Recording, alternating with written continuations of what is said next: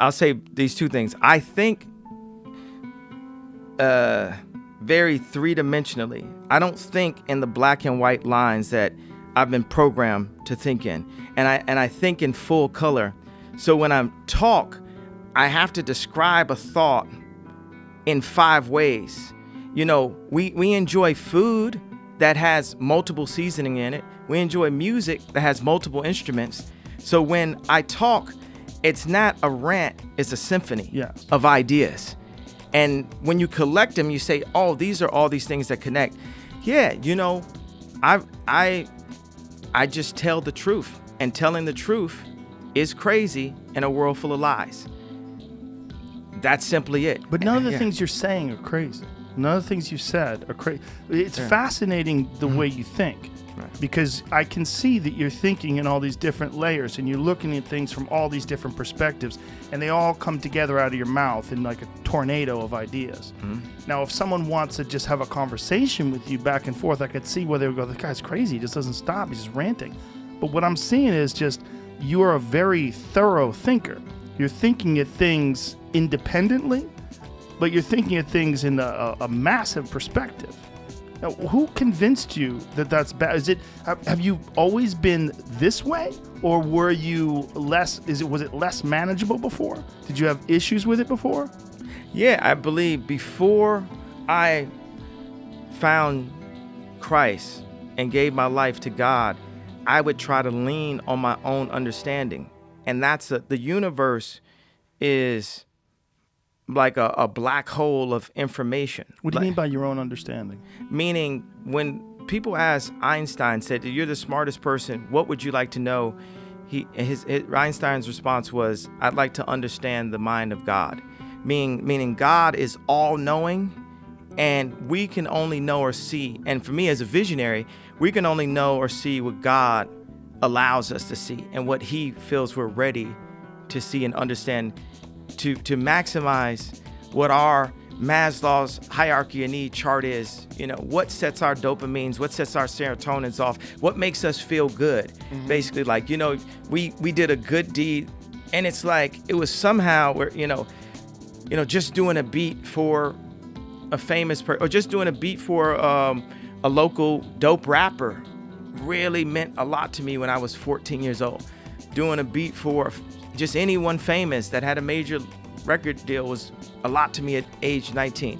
Me being able to, you know, put out my own music and put my own out was a lot to me at age 24. Meaning, as I grow, God sets new stages in the game of life for me that you get your satisfaction. Like Maslow's hierarchy of need is like our satisfaction chart. What makes us feel whole and accomplished as a human being. So as I go through these different levels, there's times where I would use confidence when I knew what I was doing, and I would use arrogance when I didn't know what I was doing. But I'd rather use arrogance than to let someone diminish my idea of myself, because that is what keeps us going. Hope actually keeps us alive. Anybody you ask, most people, it's like, do you want tomorrow to come? And they say yes. They have hope for it. But I went from having confidence and arrogance to having faith. And faith is the opposite of fear. And that created this fearless approach that I have. And that's what has made me the fearless leader that I am, that I've like crystallized into the leader that my mom always knew I would be when kids followed me in preschool. The leader that people saw when we changed the sound of music. The leader when we changed the sneaker industry. The leader in what we're doing with farming and with shelters. When I was building, you know, the homeless shelters a couple years ago, and visiting parks and then going to Skid Row and understanding the dynamics and empathizing with what actual mental health issues are. Not someone, you know, telling their truth or being exhausted and then being labeled as such. Like I am. So that's what you felt happened to you. Like you were telling your truth and you were exhausted and they labeled you as mentally unhealthy. Yes, absolutely. Am I saying this right? That what happened with you is you feel like maybe or you probably feel like, that having this higher calling and recognizing this higher power was the glue that kept your thoughts together. It kept your mind straight, and it kept you on a righteous path. So instead of being scattered with all these crazy thoughts and being exhausted and being labeled manic, right? Like we talked before, and you were saying that they had you on medication, but the medication fucked with your creativity. It fucked with all kinds of things. Or it blocked my ability to channel what God wanted me to do. But we're all on medication right now. Did you use toothpaste with fluoride today? It blocks your pineal gland. And they put children on it, and we put our kids on it. You know, it's inside the deodorants that we use. It's all these things to create like a disconnect to God, to serve that. It's like, are you serving man? Are you serving the one and only master? But what did they tell you when they said that they were going to put you on medication? What did they put you on, and what did they tell you? One of my favorite things that they did is they put me on this medication that made me gain a lot of weight. And I said, I'm not going to take this. And they said, okay, we got a medication you can take where you won't gain weight. And this shows you they were trying to kill a superhero, slowly trying to kill genius, trying to make me not feel like I could run for president, make me not feel like I can go be born in Atlanta, grow up on the south side of Chicago, go into music, go and win all these Grammys, change the sound of music and the look of stage performances, all that, and then still end up in $53 million of debt. What the music industry has people going to the exact debt of the house that they think they're gonna buy after the tour is over. And it's strategized. There's criminals all over everyone's almost accounts in the music industry. It's not a safe place. It's a treacherous place. So filled with money. As soon as things are filled with money, they're filled with people that are trying to take advantage of other people. It's filled with money. Bees come to honey. Exactly. Yeah. So they put you on this shit because you were exhausted. What did they put you on? You know, I can research. I'm actually forgetting the exact medication that they had. But what did it do to you? The main thing that it did is it destroyed my confidence. It made me this shell of who I really am. It like grayed over my eyes. It made the Mustang not buck anymore.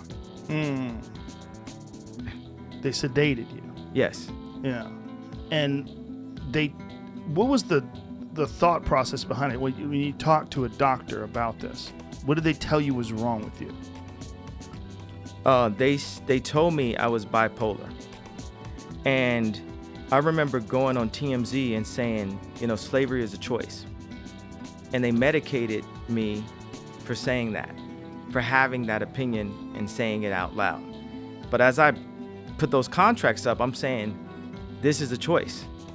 As I, you know, you didn't mean people being abducted and brought into slavery and put into chains was a choice. What you were talking about is people making decisions that would enslave them financially and enslave their life. Yeah. But it was taken out of context, and it was taken in the least charitable way, and they decided to try to say, look at crazy Kanye, look at this shit he's saying. Yeah. And then they medicate you. Yes. And the media is always taking anything out of context that isn't a part of the overall narrative. Yeah. That, because there's, you know, like Hollywood and media has controlled so much of the narrative. And then you had Silicon Valley.